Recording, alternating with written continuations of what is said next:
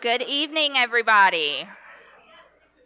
Thank you so much for joining us tonight. I hope everybody in the back, can you hear me okay? Can you hear me loud and clear? Okay, good. So I'm going to just talk for a brief moment. We're going to have our presentation, and then afterwards, hopefully we'll have time for a Q&A. Now, we are recording this for our podcast, so if we do have time for a Q&A, we really want to be able to hear your questions. So we are going to have the microphone set up over here, and we may ask you to come up and speak into the microphone, or we will bring the microphone to you. Okay? We just want to make sure everybody's thoughts and questions are heard loud and clear.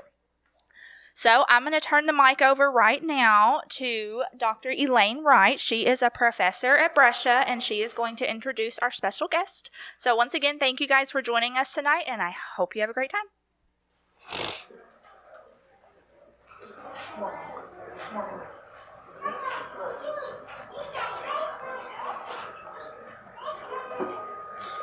Hello, everyone.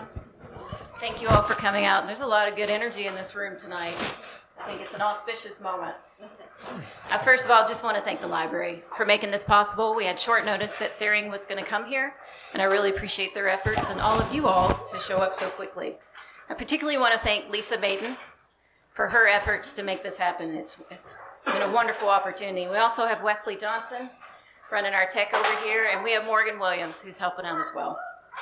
It takes a team to make it happen, and we really appreciate it. I want to also tell you that if tonight is not the end for you and you just want a little bit more presentation, we have an event tomorrow at Brescia. It's at 4 o'clock, and it'll be 4 to 5:30. Tsering's going to present on mindfulness and compassion, and we'd love for all of y'all to come there too. It's in our Taylor Lecture Hall. If you don't know where that is, it's in our science building right off of Frederica. Now, I'm going to share with you a bio for Tsering, and then he will take over after that. But this is Venerable Tsering Phuntsok. I will call him Tsering. He's a dear friend of mine. He joined the monastery at the age of 12. He's a little bit older than me.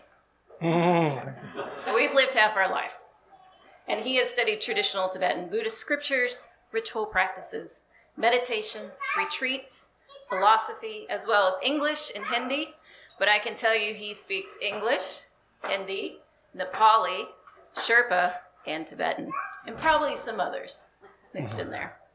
He has received many tantric empowerments and sutra teachings from His Holiness, the Dalai Lama, and other high lamas. 15 years ago, he was appointed by the abbot of his monastery to introduce Tibetan culture, monastic life, and Dharma to students from around the world, and those have mostly been from the United States and European countries. They come through university exchanges and study abroad programs.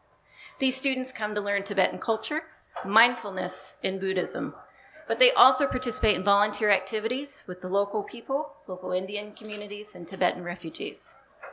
About a decade ago, Tsering received permission to travel to Europe and the USA to come share Tibetan culture and Buddhism, and he has come to Kentucky every one of those years.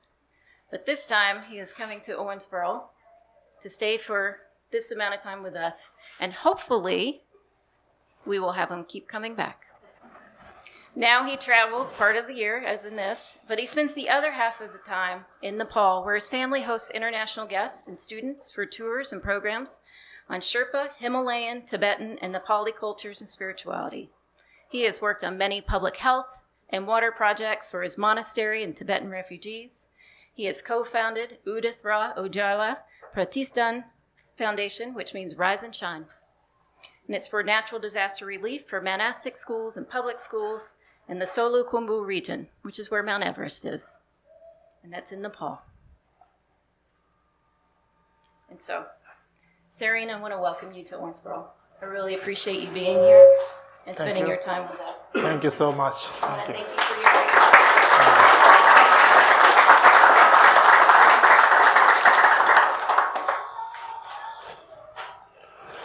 So, I would like to show my greetings to the organizer here. At first, this is very traditional Tibetan greetings. Thank you for inviting and organizing this event for us. Thank you. It's okay. Tashi Delek.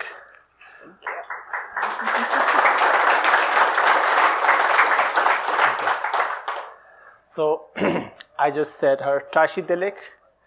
That's how you greet people in Tibetan language. When you go to Tibet, Nepal, the Himalayan areas, even in the valley or the city, wherever Himalayan Buddhist people are.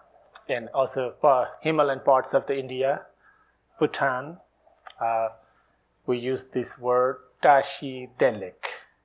So meaning of Tashi Delek is auspicious happiness.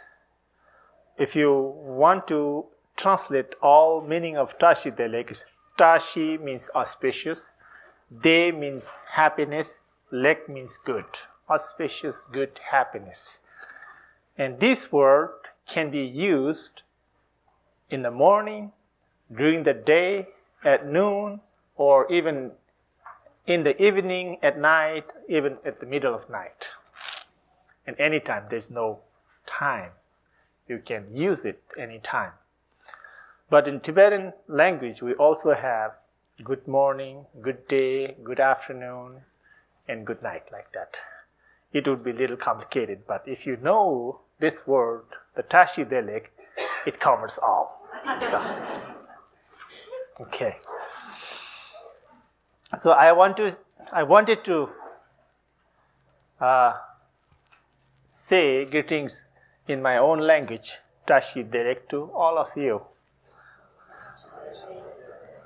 Yeah.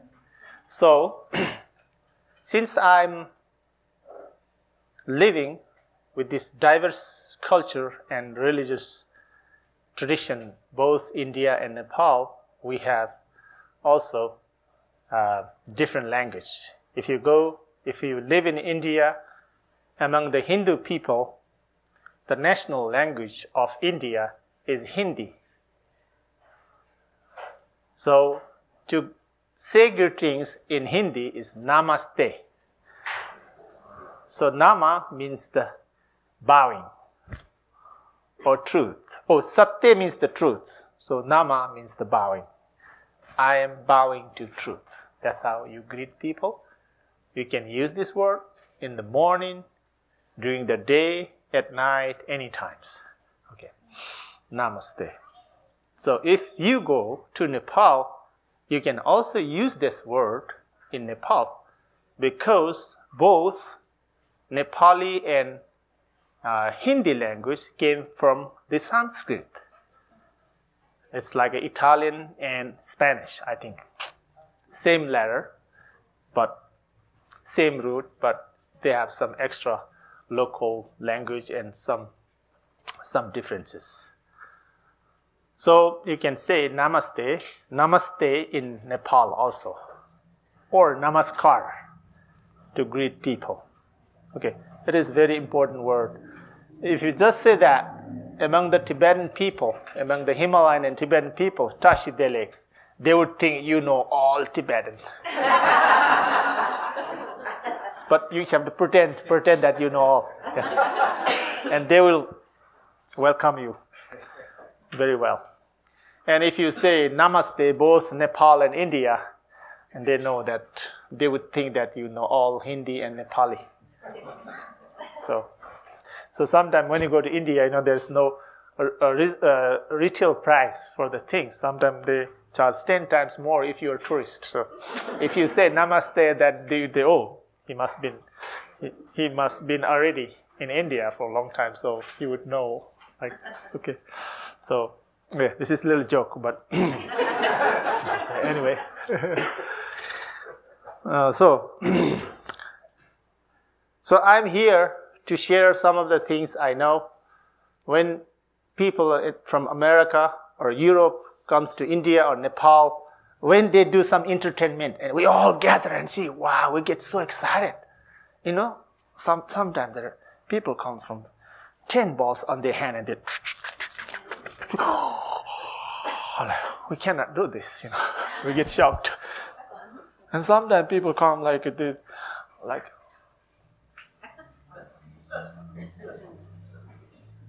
this, I don't know, we can't do this, some sort of I don't know, maybe it's a healing or I don't know. Sometimes they paint all body in white. Sometimes looks a little bit naked and we all stare, So my entertainment would be like that, You can stare me. Okay, it doesn't matter. Okay, but this is part of the Tibetan chantings and very, very traditional. And I read the scriptures when I'll be chanting. And this is the part of the healing and blessings, part of the meditations and ritual for blessings and healing. And this practice is called chöd, C-H-O-D, chöd, which means to cut in Tibetan. So what we need to cut and chop or cut, chöd. So what we focus during this ritual to cut and chop is that our own ego. It is translated in English, cutting through the ego. So this practice is called chöd, which means cutting through the ego. So Buddha says all the problem we face in our lifetime, and we also share the problems among our family, the friends, and society is because of our big ego. And that has to be chopped and cut. So you'll be happy, and your families will be happy, and your society and the world will be happy because of your presence, like that. So this practice is very much related to mind training. And this practice is also part of the giving and the generosity. So during this practice, we visualize our own body, physical body, as a feast and offering to entire sentient beings. Because of that, this is the part of the generosity, part of the giving, through our visualizations. To train our mind, so we'll be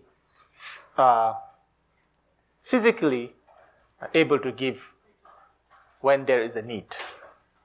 So if my brother or sister or parents need a kidney replacement, transfer. Then if I have this training, since I've been visualizing for a long time, I would not mind to give my own kidney to save the life of my parents or the brothers and sisters and friends.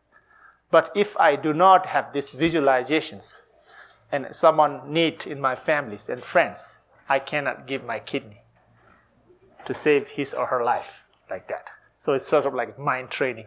So one day we'll be able to give our own physical body to needy one like that. Okay. So I'm now going to start. But this practice is also practiced by hermits. Hermits, those who do not do not have any material possessions, only lives in the rock or tent, very isolated way. Then they do not have anything, they will live in a very simple way, and their food is also very simple. One of the great practitioners in Tibetan Buddhist tradition called Milarepa, M-E-L-A-R-A-P-A, he was great hermit who attained enlightenment within one lifetime in Tibet. And he also traveled. If you go to Nepal, there is a cave where he spent a lot of time doing meditations. So he was great hermits, and there are so many hermits in the cave and in the tent. So this practice is also for hermits, mainly practiced by hermits. So oftentimes, whenever you're doing meditations and prayers, we focus about sentient beings and their needs. What is the need of sentient beings? Main need is the happiness and peace. But sometimes this is not enough. They also need food and drinks. To give that, you visualize your own body as a nectar to cover all sentient beings as a food and drinks and clothing like that. during this ritual. But this is also practiced at the monastery by monks and nuns. Not only monks and nuns, this is also practiced by lay people. Don't have to be monks and nuns. It is very popularly practiced in Himalayan area, both by lay people and monks and nuns and hermits. And this is practice used for death ritual, blessing rituals, or healing rituals, or just to have fun. Today, some of you might have little fun, some of you may get bored. I have no guarantee. So okay, my job today is just to present, so it's okay, whatever you feel is okay, don't mind. Okay, I'm going to start before I waste my time. You may also have questions, and Dr. Ellen, who is a good friend of mine, asked me to speak about my life and Tibetan culture. So this is part of the Tibetan culture and Tibetan religion and tradition. So I'm already talking. So I cover one part of this topic. Okay, so thank you. Hope you will enjoy it, okay? If you do not, then you can feed me a cup of coffee. I will do it again.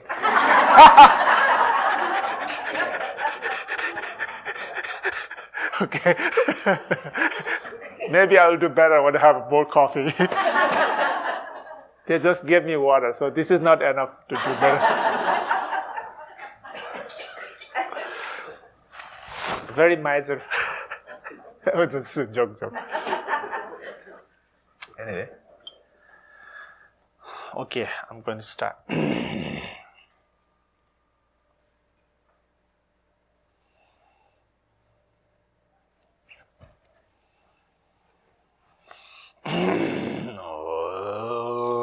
Sangye chi dan soge chi nam lai chan chong pan dun dan ne cha sun tai je jin so ji be sa na ji do lai pen ji sang ji do bar sho sangye chi dan soge chi nam lai chan chong pan dun dan ne cha sun tai je jin so ji be sa na ji do lai pen ji sang ji do bar sho sangye chi dan soge chi na la chan cho pa don dan ne cha sa tai ye jin so ji be so na do lai pin ji sang ji do bar sho sem jen tam jen de wa dong de we ju dan den bar ju ji sem jen tam je du nge dan du nge yin ju dan trao sem je tam je du nge men be de wa tam ba dong men trao ran ju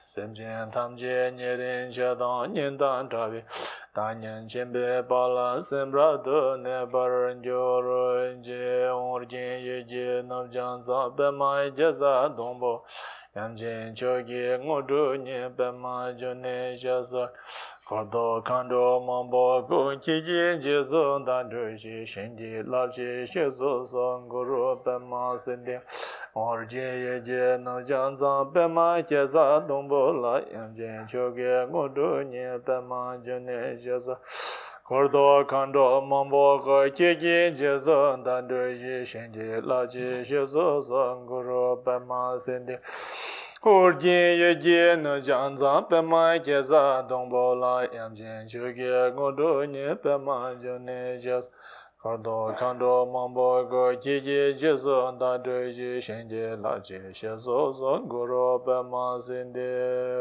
kun san dor sem kara shi re jen pe ma kara jen ba ni So zora nam nya der den ja za so ka der lama nam la so wan de zam len je be jin ru chu nye dang tu je long to nyam be tong na do tam baram be be do jo jin kor de che gun zo be long jen ba che me o zre sha la so wan de ri o min je ge yin je po rang du tu sum sang je kun je Ransem che ge ngo zo ten jen be za we lama na la so wan de 东松节东金波吉定节康当节大给那为龙节，我多多些用尊就把人就分。一些让在就是也看着嘛，把的没被中间热着烂的他们节。他们你来也俺的一些把人就。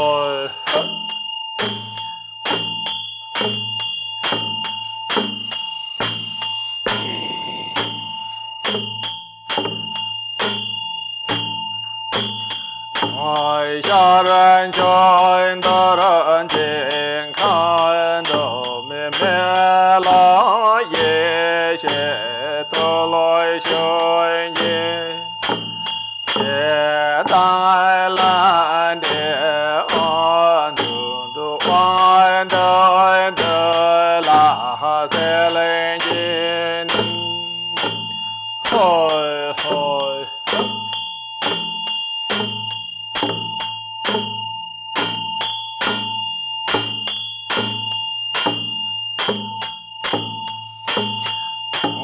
下人就连年健康都没娘们也得来寻也家来的安都安的拉塞来也能嗨嗨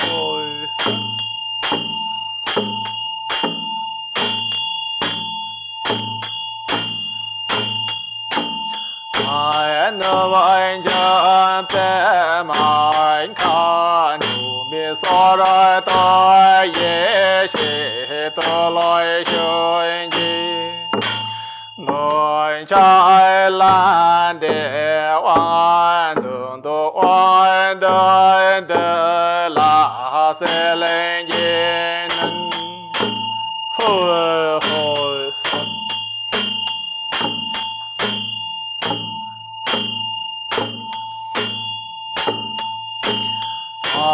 将爱家来健康，都没想着也是得来寻也，站在蓝的岸都岸的拉塞来也能，嗨嗨。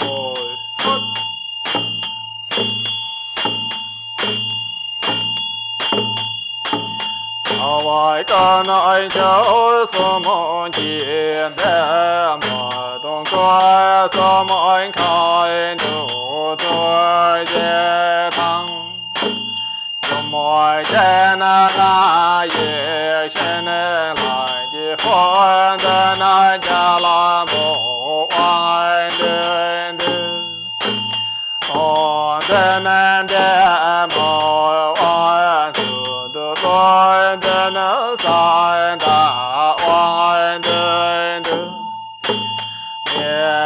na lo de an tu do tham ai de se la ji na na jor ji hoi hoi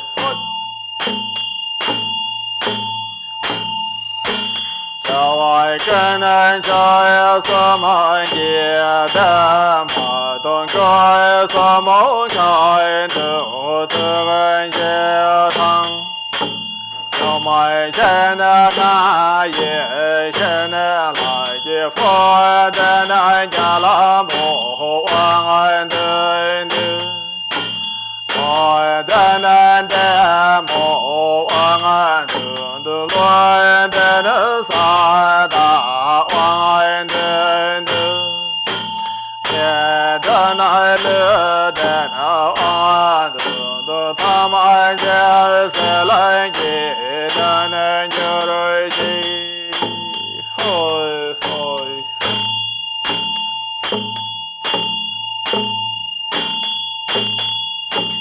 Chawai chanai chao soma ye da ma dong koi samai khan du tu gon che tang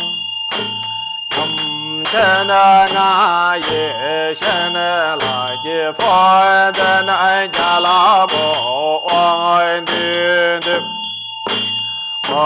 da na da mo wang du du lo da na sa da wang du du ye da na le da wang du du tham ai ja sa la ye na na ye ji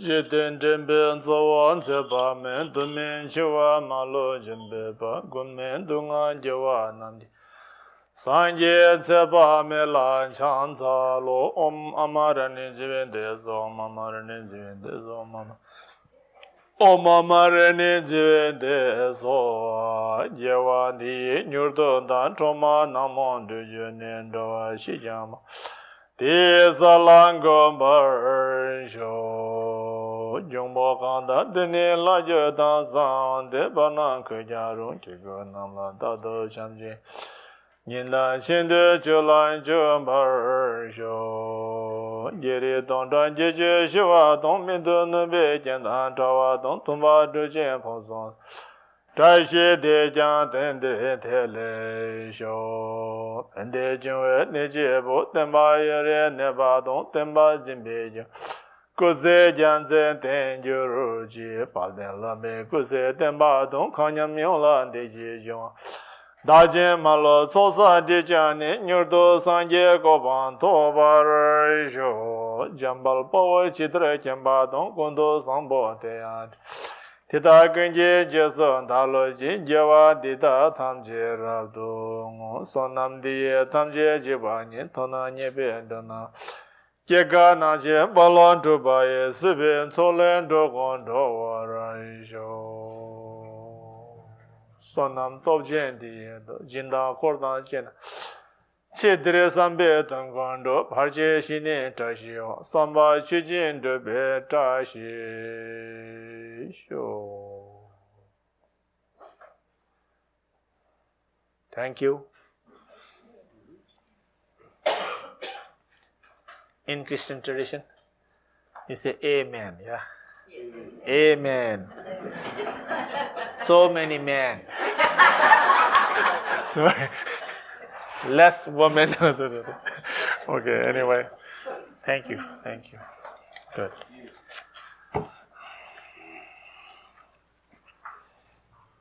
Okay, so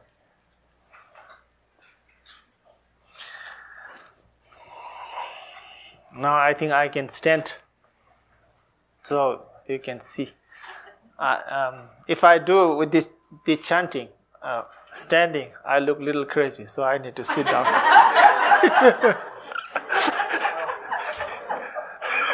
Yeah, but we do have some rituals that we stand and do dancing, but this is not part of that. Yeah, sometimes, yeah, of course, we have some dancing, but not. You need several people to do this with this. Okay. Anyway, now, what is the topic? Ellen has to remind me what I should speak.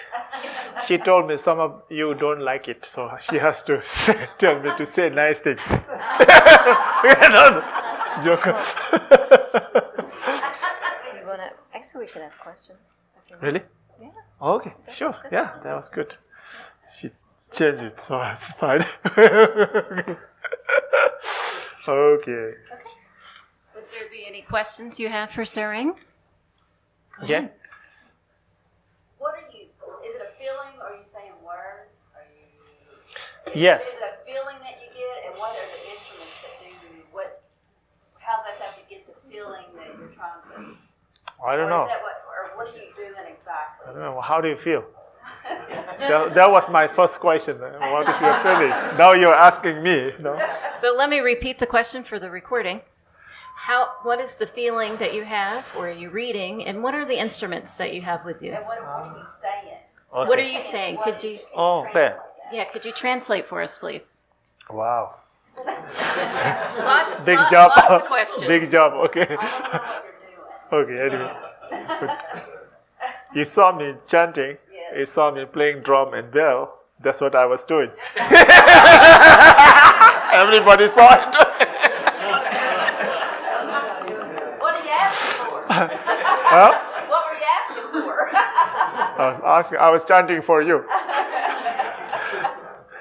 Joke. I can tell a little bit about this. So, I was reciting Tibetan scriptures. We have 4 different denominations or orders in Tibetan Buddhist traditions, and these scriptures is in Tibetan, but came from Nyingma tradition, which is oldest Tibetan Buddhist tradition. Started around 7th or 8th century, and this text is part of the hidden treasure. It's not written by some wise or talented person. It just came directly from Buddha and great master Padmasambhava, and he had to hide in a special place so it will be safe, and people who want to learn or meditate and understand, they will discover it. The one person will discover and share with the people with the interest. So that's the hidden treasure practiced by Nyingma order. So that's the hidden treasure text written. In Tibetan, I recited.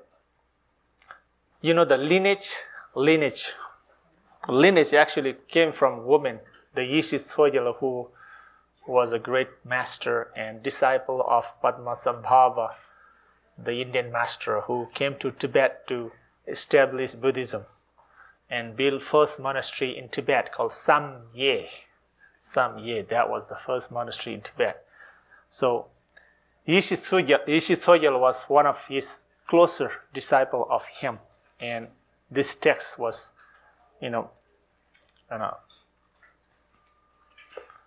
this text was discovered by her. Okay, anyway, and we have a lineage holder master, and we have a different master in Nyingma order. So this lineage holder master is Dunjum Rinpoche, who was like a pope in Nyingma tradition.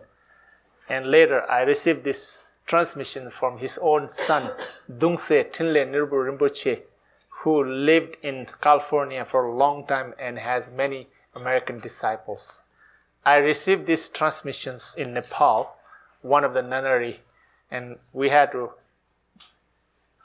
receive this at night time after 12 o'clock. So this is very special and very sacred ritual and text.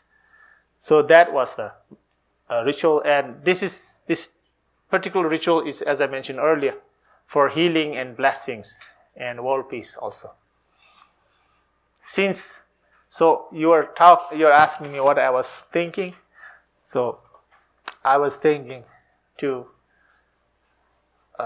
bring some kind of blessings, praying through Buddha and Padmasambhava and Yishe Tsogyal and my own master, Dungse Tinle Nirbu Rinpoche, to share with you, so you can feel that as a healing and blessings. So I don't have any energy, but I can ask from my masters and lineage holder masters and the Buddha. So sort of like a connecting the wire to you to feel that. So that's what. Yes, I think. Did you connect? Did you try to connect? We're all connected. Okay, so if you try to connect, I tried, but if you try not to connect, then it doesn't work. So that's the devotion. Your wire is devotion. Okay. And the light you have is peace. When there is light, there is happiness. No. When there is a dark, there is no so much happiness. So we are using light because we all want to be happy. So this is external light, and internal light we need is our devotion and faith towards the reality and truth that we experience and that we see in our lifetime. Yeah. So this is the light which can bring you peace and happiness inside you. Right. But Buddhism is not followed by faith and some kind of blind faith, but it goes through investigation and analysis for years and years. Then, if you find some truth, then you're supposed to follow it. It is advice of the Buddha himself to his disciples not to follow anything said by him by faith and some kind of respect. But of course, we do have faith and devotion, particularly this type of practice in Tantra. Without devotion and faith, you cannot have peace inside, and you are always in stress. Okay? So you have to create inside that type of devotions, which is like a light. And when other light comes to you, to connect with your wire and makes brighter, and brings more peace. The source, the seed of the light and wire you already have inside. But when you connect with the powerful light, it becomes brighter. That light is the Buddha nature we all have. We all sentient beings, not necessarily human beings, but including little insects and animals and birds. Even the negative spirit, such as evil spirit and demon, has this kind of light inside, but it is hidden like cloud hides the sun, and we don't feel the sun like that. We all have that. According to Buddha, it is called Buddha nature. Seed of the awakening, seed of enlightenment that we all hold. It is just that we don't know it, such as like if we have a big treasure, maybe kerosene or gasoline or some diamond under this earth, and if this is my house, When economy goes down, then I feel very poor. But if I know that I have a diamond or some mining under my house, I can dig it and sell it to company or the shop. I can be richest. Similarly, we have that innate nature by the birth from beginningless time, but we don't know that. Similarly, we don't know what we have, the treasure we have under our house, and we still feel poor, and we tell people we're poor. And you feel the poverty. But if you know that you have that treasure under your house, doesn't matter economy is growing or growing up or down. It doesn't affect you because you know that treasure is here. Right? So similarly, your Buddha nature, the nature of awakening is already there, but we just don't know because of our cloudy ignorance. We don't have that wisdom to know that we have this potential, that the innate nature inside us. Then we also don't value others because they also hold this treasure. And we think, oh, they're nothing. But they're also special. Every and each people, not necessarily people, also sentient beings, such as insects, birds, animals, even the ghost, has this hidden treasure. But because of our own ignorance, we look different. And we insult, we blame. And sometimes we blame ourselves. Like I can say that I'm very poor. I cannot do anything. Like that. It is because of not knowing your own treasure inside your heart. Okay. Now, finish. This is what hidden treasure is. One hidden treasure is already here. Hidden treasure is a tax also. And hidden treasure is the mining, such as gold, copper, diamond, so many hidden treasures. Minerals, like that. Okay. Now, when I recite it, there are words to visualize the masters and the deities, manifestations of the Buddha, and sentient beings that we want to give our light and happiness. So that's what we visualize. So I was doing in front of you, but there's only around maybe 100 people. I didn't count, maybe less. Okay, and there are countless sentient beings that they also need the light and blessings and healing. In Buddhist tradition, we only not count the nearest and dearest, but we also include those whom you do not see, and with whom you do not feel, whom you do think they're different. And that's the way to practice Buddhism. And it is called bodhicitta. Bodhi means the enlightenment, Buddhahood. Chitta means the heart of the enlightenment, heart of the Buddha, like that. And we have to include that prayer at the beginning. Before we use the drum and bells. We have to prepare our motivations. The purpose of doing chantings and prayer is not for this some amount of people, but for entire sentient beings, including animals and enemies. Okay, monkeys, donkeys, everybody. Monkey, donkey, everybody. So we all need happiness. So you thought that I was only feeling happiness, but I also include monkey, donkey, people, everybody. Okay, sure. I know we'll come back and talk a little bit more about the instruments too. Okay, sure, thank you. I'm curious. A 12-year-old boy decides to go to the monastery. Uh-huh. How much of that wisdom or awareness did you have at 12 to know to go to the monastery? Thank you. How did you have the wisdom to know to go to the monastery at the age of 12? I had no wisdom that time. I just like it. Like kids, when they go to the shop, they like toys. And they ask parents to buy it. Was it an honor for your family for you to become a monk? Yes, yes. And so was that part of it? No, it was just my interest to be, to participate for ritual and learning this type of a retreat, blessings, reading scriptures, rituals. That was my attractions. Okay, that's how I joined the monastery. Welcome. It's not. I didn't follow Buddha's word. He said to investigate for years and years, and you follow. But I didn't do that. I just went through my blind faith because my parents were Buddhist and our community was Buddhist, and we do a lot of such rituals during the death and during the weddings and childbirth and blessings, moving the house like that. We're always doing this. Yeah.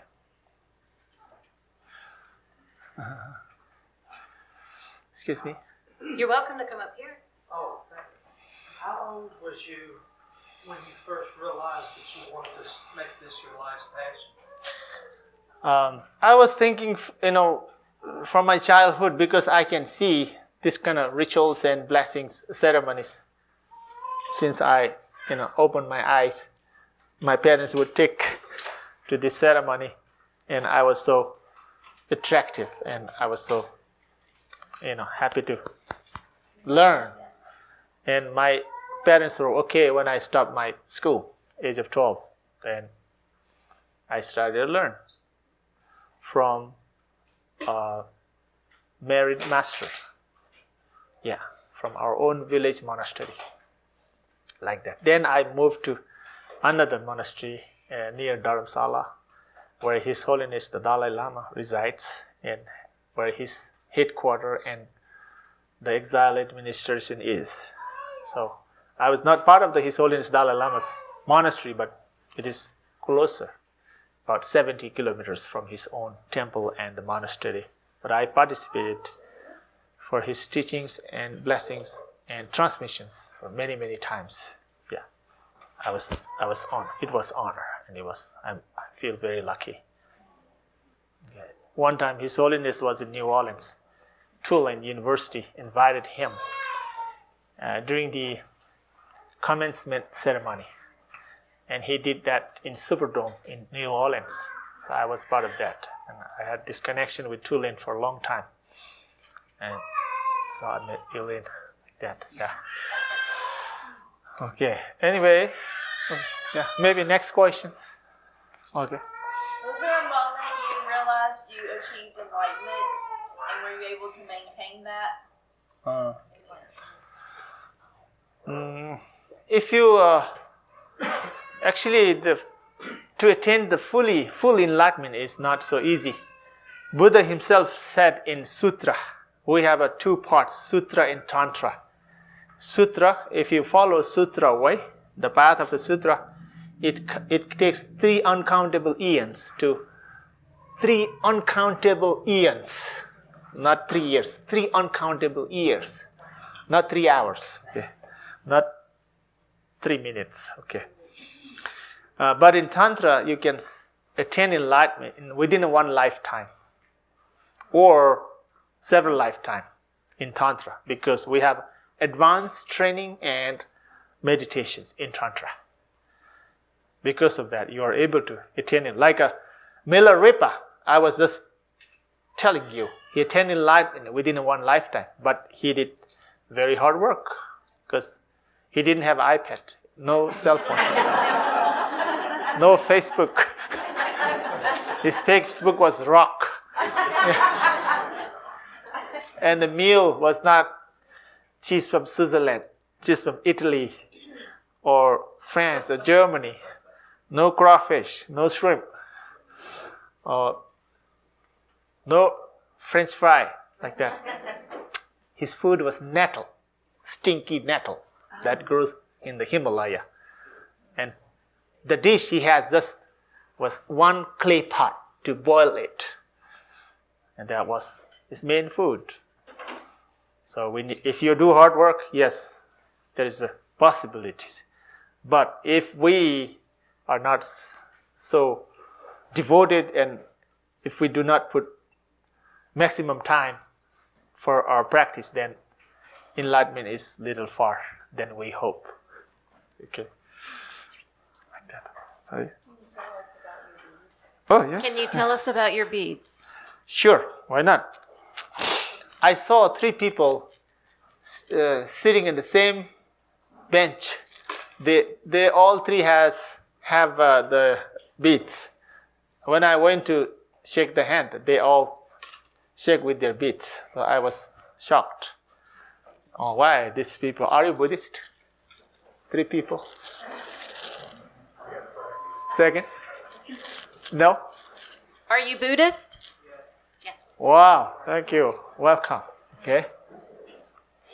Okay, so I think if you go there and they will explain better because my English is poor to explain what I say and what I practice. But I'll try my best to explain about the mala beads, okay?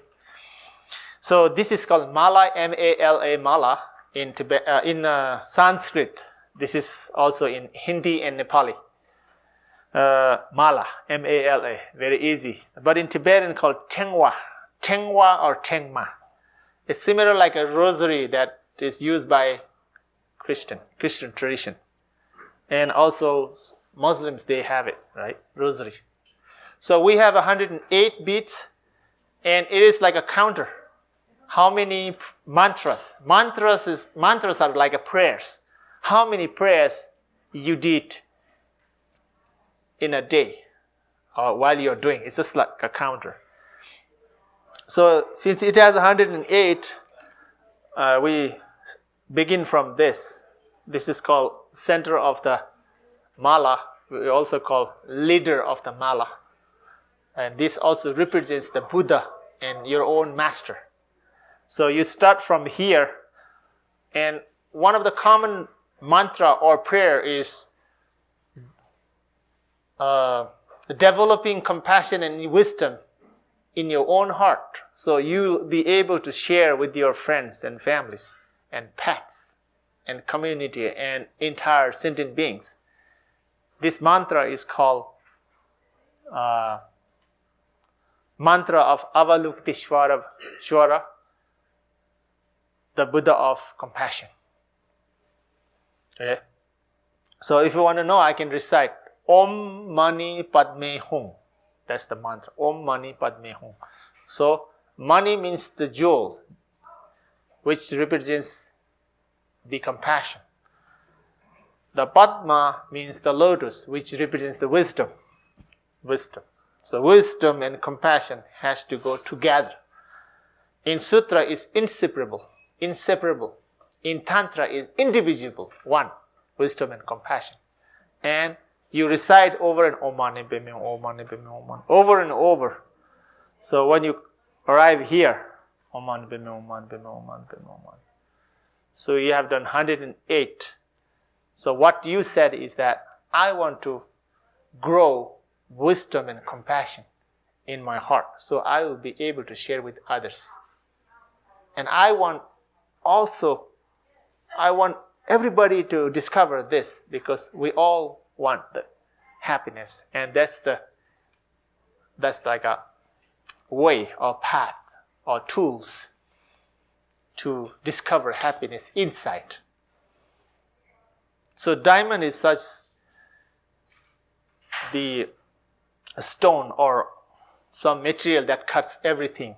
So the compassion cuts all the negative emotions and negativities inside you and outside. The negativities is your own negative emotions and actions. The actions actually comes from negative emotions. That's why Buddha says suffering, it has a cause. You try to take out the cause if you do not want to suffer. When you're trying to take out the causes of the suffering, and that is your path, you're trying, you're following. Four Noble Truths, suffering, cause of suffering. The path, trying to rid of it, the causes of suffering.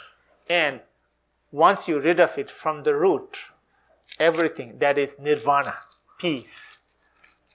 And sometimes you can call enlightenment. And that's how we. So when you say, sort of like a wishing to, sort of like a wish. And from the heart. So when you want to act verbally and physically, you need a wish to do it. So you are preparing, you're creating wish.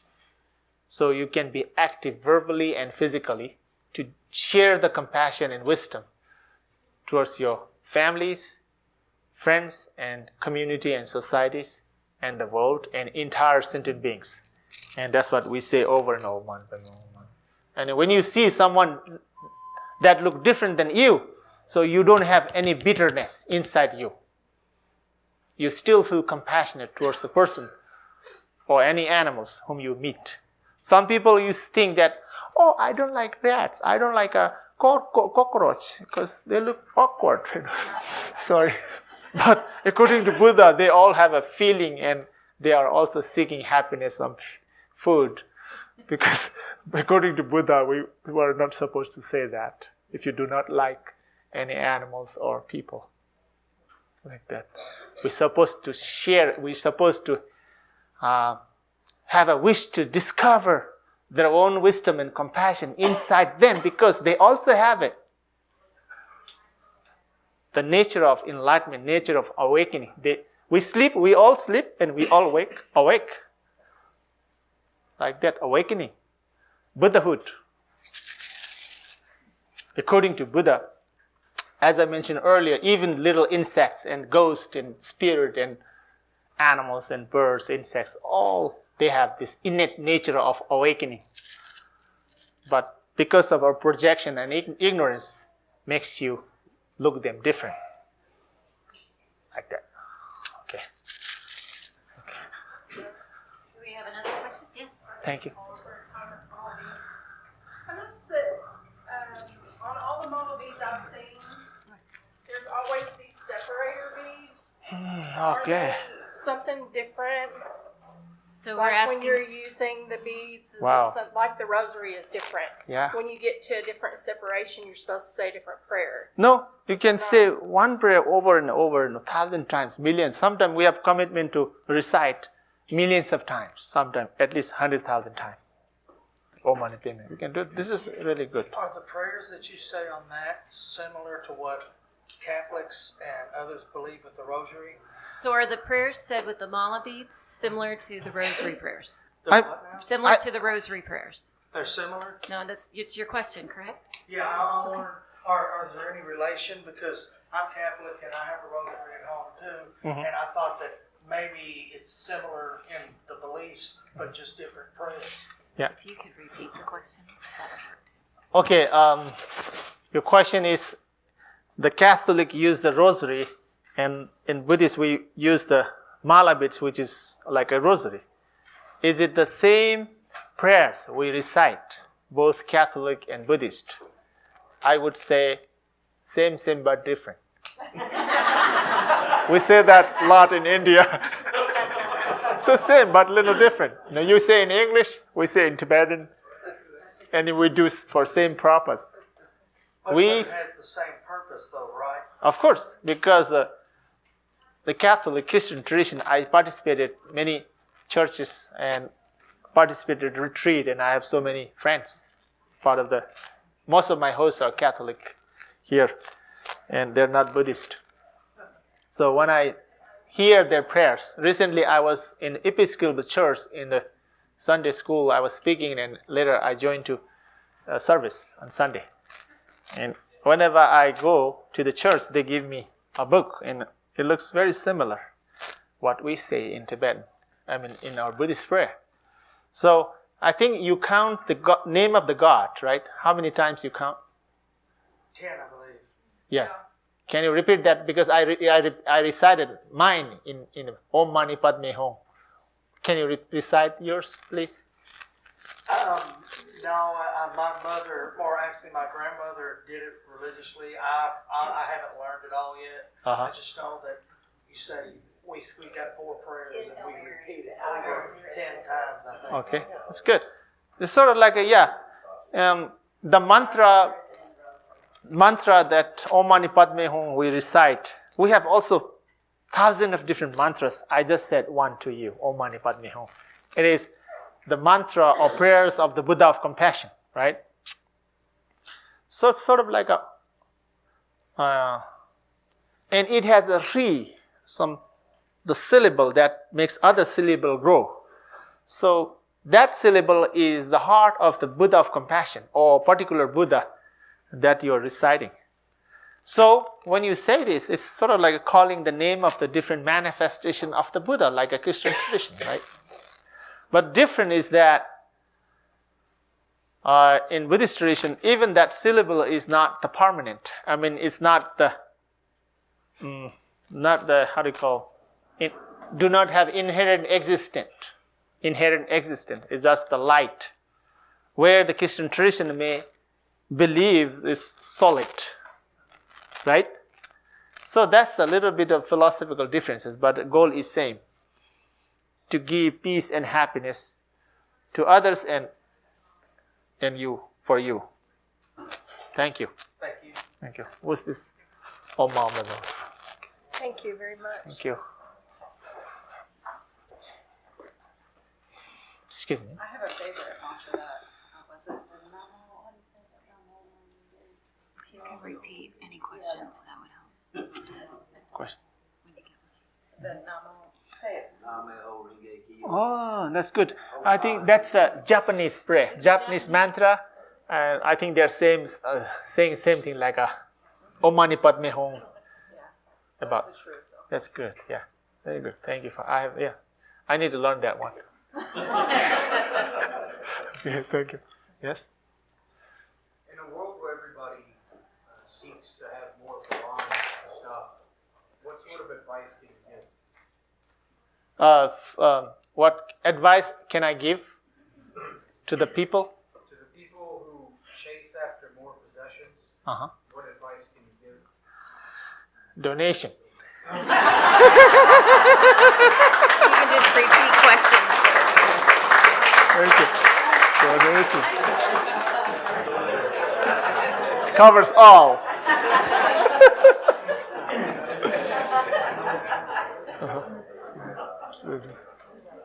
Any other questions?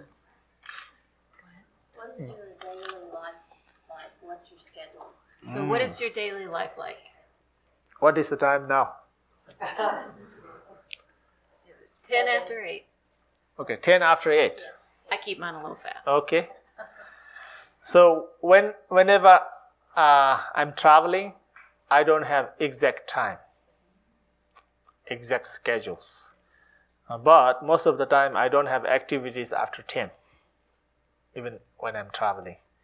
But unless I'm flying, it took almost 40 hours to get from Nepal to, here. That includes flight connections hours. Okay. So that's sort of the schedules, flying and waiting the next flight like that. But when I get here, I speak in different college, university, library, churches like that. So most of the time, it starts after 9. If I'm speaking at the college, it's always after 9. And and I have 3 or 4 schedules, 4 talks a day. Sometimes just one, sometimes no. So I have a free time. So I don't have any schedules. And I talk with my families in Nepal and some in India, and time is different, almost 12 hours different. And they love sleeping. If I call them, during the day, here, they will be sleeping. But they call me when I am sleeping at 12 or 1 o'clock. So once I start conversation with some family members, it goes hours and hours. 2 hours, 3 hours, like that. And I'm sort of like a manager of my family members because I have many children, part of the families, and sort of like responsibilities to manage and take care of them. So then I have to talk to them, right? Then I love talking. So I'm enjoying talking with you. Okay. So once I start, I love talking. Anyway, so my daily activities here is, I already mentioned. We do retreat sometime, day retreat, several hours retreat, few days retreat in Louisiana. Maybe we can do here in future if you would like. And I do mantras. I just said Om Mani Padme Hum whenever I get a time. I try to do a little bit here. I was a little shy to show my mala bit, but I was trying to do. Because sometime when I was in Germany in 2009, I was there for 20 days. And my host friend brought me from Frankfurt to Berlin. Cologne, by Frankfurt to Cologne, where they have a very holy church. Yeah, Cologne. Almost like a 4 hours one way by train. And I can see people not talking each other. This looks very stressful sitting this way 4 hours. And it's a seat like in the front and we're this way and there are people not talking. I feel a little awkward. Like you feel awkward with a rat and cockroach. I told my friend, okay, and I have all this mala bits, rosary, to do some prayers whenever I have a time. And I started to recite a little chanting, a little bit louder way. And we were so friendly with my friend, and I told him, don't you feel bored because it's 4 hours distance and you're just so quiet and people in the front is not talking to us. And, oh no, you can do it, but we cannot say prayers. Some people may think that you're crazy if you move your lip. So they think that you're talking yourself.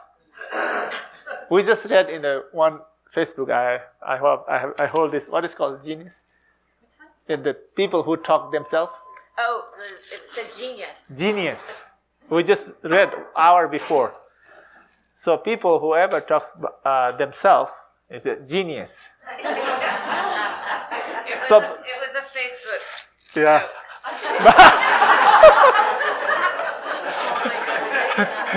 But some may think that you're crazy, so So we try to save ourselves. So anyway, this is a little story. Sometimes I feel very shy if I'm using mala bits in front of the people. But at home, when I'm in the room or in the car or the airplane, this is my main practice, easy and main practice. If you ask me what is your practice, this is my practice. Mantras, prayers. And I don't need timing. Sometimes I fall with these mala bits on, sometimes if I'm sitting on the bed at night before I go to bed, and oftentimes I fall in sleep with the mala bits. So my mala is sometimes here, under my cheek, sometimes under my arm, sometimes on the rib, and I get a free tattoo. Organic tattoo. Okay. No money. Free. Tsering, perhaps you could tell them what the schedule might be if you lived in the monastery? Okay, thank you. That'd be wonderful. I think I was going too far, I suppose. Thank you. Elaine is very kind to remind me this time. Okay. You would get bored if I tell the monastic schedule, monastic life. That's why we don't have many people from America and Europe joining in the monastery, because it's not so easy. Your food is very simple. Your living room is so simple, but you have a lot of activities. We have children sometimes. My nephew was only 2.5 years old when he joined the monastery, and he has to follow all the rules that is followed by adult. And the food you get is same that 80 years old monk get. Same like that. Simple living, high thinking. Okay, anyway, some monastery, they have a rules to get up early morning, 4 in the morning. And our monastery has a rules to get up 5 in the morning. There is a bell. After bell, you're supposed to, if we have 4 different sections. School sections, which is 8 years, where you learn Tibetan letters, Tibetan writings, Tibetan readings, scriptures, English, reading and writings, math, Hindi, and sculpting, art, drawing, and some ritual dancings, history in Tibetan, like that. Grammars, Tibetan grammars, like that. 8 years. So if you're part of the school, you go to the big hall, you do around 15 minutes prayers, then it would be part of your class till 6:30, 5 to 6:30, which is reading the scriptures, making skills to read faster. 6:30. And we also have a philosophical sections, which is 9 years. After you graduate from 8-year school, you can join to 9 years philosophy. And there, you're also going to wake up 5 in the morning. Some of them wake 3 in the morning, but you must wake up 5 in the morning. This is the rules of the monastery. Then, if you're part of the philosophical sections, you just study in your own room. Your study would be memorizing philosophical text till 6:30. And we also have another sections. It's called ritual sections, who would go to the temple in the main service hall with the statues. And they will do the rituals with the music.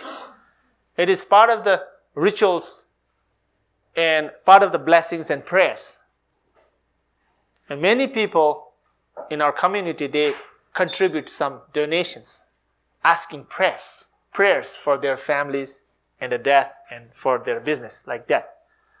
So we cover those monks who are part of the rituals. They will do prayers, and also for world peace.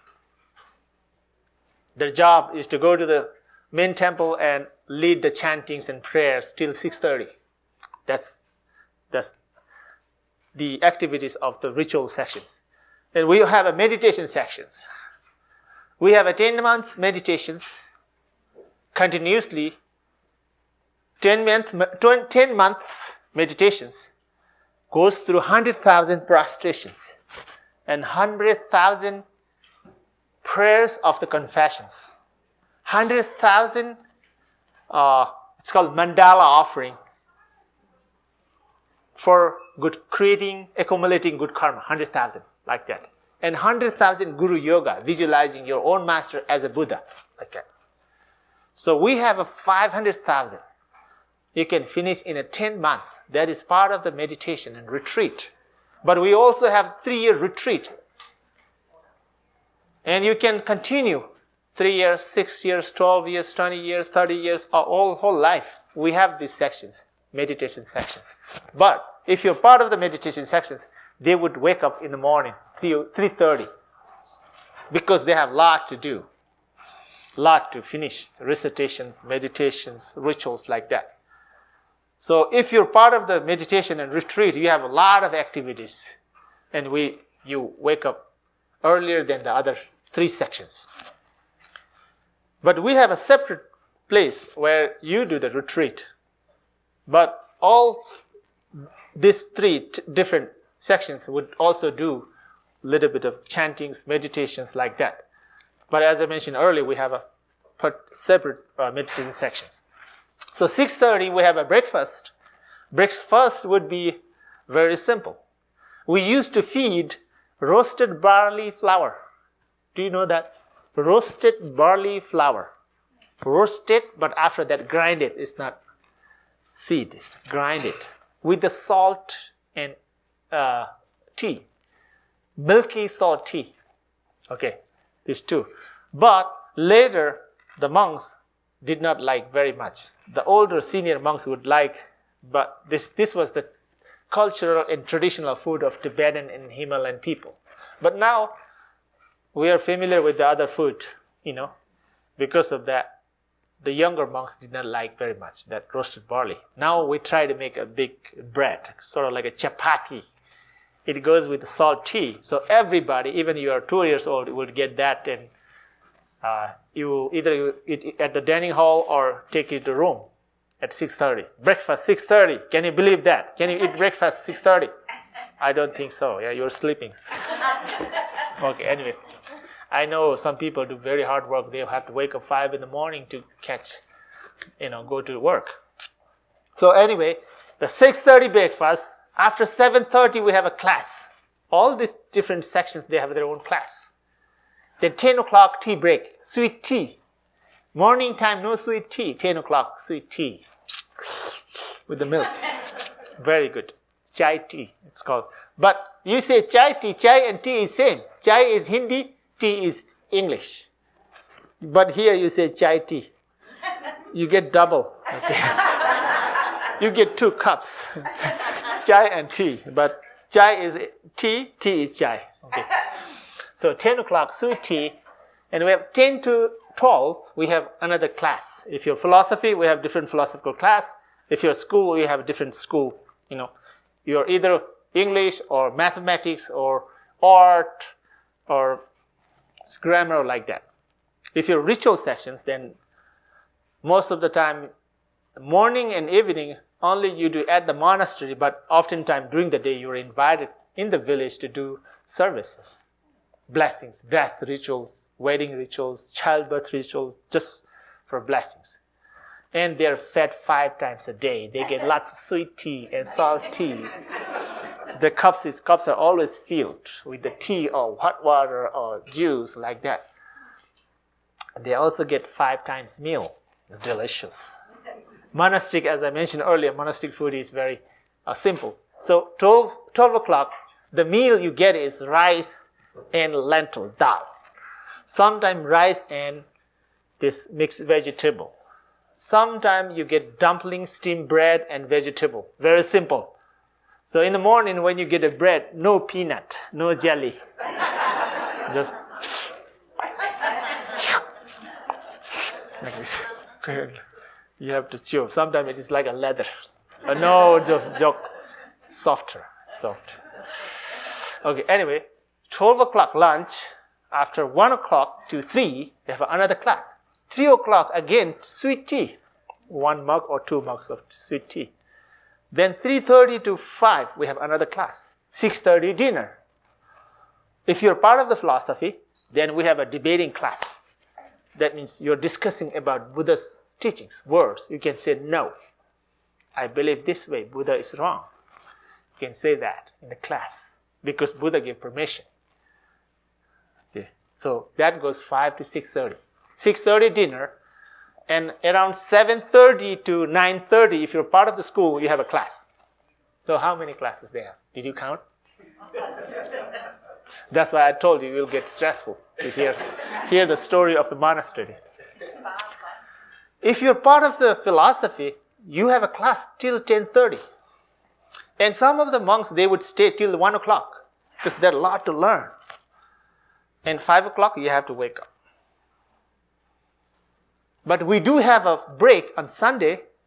If you're part of the philosophical sections, you are not allowed to go to the village to do blessings if someone invites you because you have a daily schools. But Sunday, you're allowed to go. Reason why you go is you need some pocket money to recharge your cell phone. Everybody uses cell phone, right? Or to go to the restaurants to find different food, right? So, and also if you're part of the school, then you're allowed to go on Sunday outside if somebody is inviting you to do blessings because you are fed 5 times a day plus offering donations. Okay? Then Saturday is half break. So Saturday we focus about cleaning around the temple, the monastery, and also washing and cleaning our own room and clothing and showering. And Sunday sometime, some monks like to play cricket. Cricket is very popular both India and Nepal. Sometimes one Sunday, some monks who likes the cricket, they are watching television for all day, the cricket. You know? Okay. We have a television in the monastery. Can you believe that? But till there was a World Cup, football World Cup played by France. When was that? Around 90, 91, 95, I don't know. When France won the World Cup, you have to Google it. Anybody has iPhone, you can go. When France won the football World Cup, that's the time we started to have a television at the monastery. In our monastery, I don't know about other monasteries. They may still not have, or they already have it. But I'm talking about our monastery. Okay. Anyway. Sorry. Boring? No. Okay. Should I tell more? So those monks who goes to the... Sorry.